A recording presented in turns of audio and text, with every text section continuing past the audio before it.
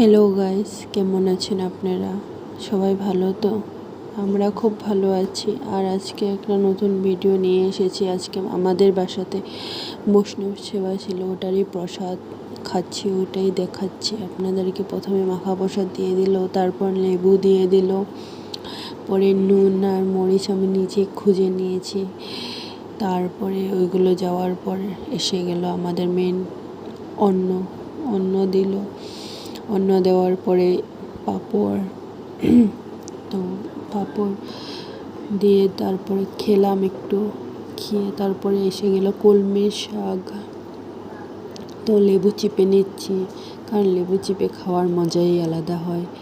তো ওটা খাওয়ার পর ডাল এসে গেল, ডাল দিয়ে পেঁপে দিয়ে বানিয়েছিল সবাই।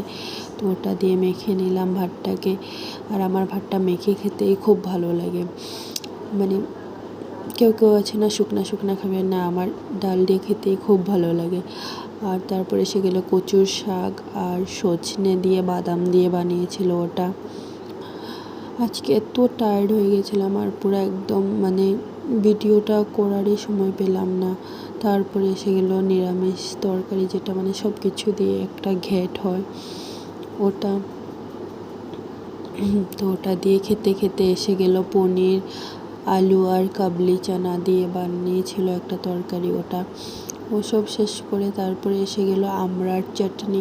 আমি মানা করছিলাম যে আমাকে আর দিও না, তো তারপরও আমাকে কতগুলো দিয়ে গেল। তারপরে পায়েস দিয়ে দিল, পায়েস দিয়ে খেতে খেতে আবার ফল নিয়ে আসলো। ফল ওগুলো খেয়ে তো আমি খুঁজলাম আমাকে আর একটু পাঁপড় দেবো, কারণ পাঁপড়ের সাথে চাটনি খাওয়ার মজাই আলাদা। তারপরে মিষ্টি আনলো, মিষ্টি দিয়ে গেল। তো এতটুকু ছিল।